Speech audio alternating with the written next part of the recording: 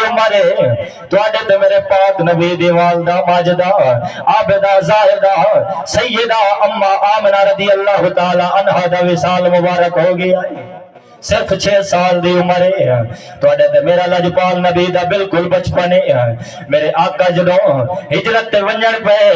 حضرت ابو بکر صدیق رضی اللہ تعالی عنہ نال آپ فرمائند اسا مکے تو نکلے منزل کیا ہے ارادہ کیا ہے ونجنا کتھا ہے آپ فرمائند مدینے ونجنا ہے مکے تو نکل دے پے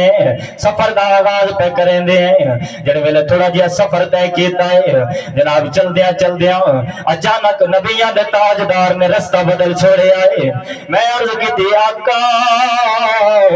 یا رسول اللہ اے مدینے دا رستہ نہیں تو سا رستہ کیوں تبدیل کر چھوڑے آئے تو آڈے تے میرے پاک نبی لجپال نے ارشاد فرمایا ابو بکر میں کوئی پتہ ہے اے رستہ مدینے نہیں ویندا لیکن اب آج اس رستے تو ٹھیک ہے ویسو جڑے رستے دے اندر میری ماں دی قبر ہے فرمایا اس رستے تو ٹھیک ہے ویسو جڑے رستے دے اندر میری ماں دی قبر ہے چل دے حضرت ابو بکر صدیق رضی اللہ تعالیٰ عنہ فرمائے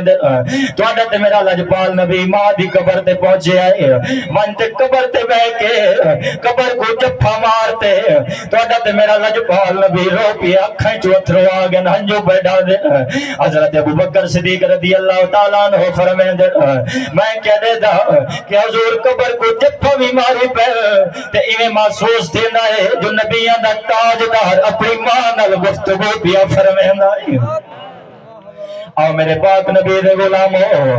امام بیکی نے شعب الایمان دے اندر حدیث نقل فرمایا مسجد نبوی شریف ہے میرے تواڈے تے میرے لجپال نبی عشاء دی نماز پڑھاتے بیٹھے صحابہ دی محفل نبیاں دا تاجدار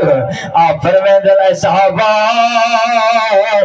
کاش اج میری ماں زندہ ہوندی میں اللہ دی نماز کھڑا پڑھدا ہوندا میں مصلی تے کھڑا ہوندا نماز دے اندر ہوندا میری ماں دی پتر محمد خدا دی قسم ہے میں کو رب ذوالجلال دی قسم ہے میرے آقا نے فرمایا صحابہ میں اللہ دی نماز چھوڑ دینا اپنی ماں تو لبیک ادا تواڈا تے میرا پاک نبی جے ماواں کو نشانہ دیتی ہیں باپ کو نشانہ دیتی ہیں دھیاں کو نشانہ بخشن والا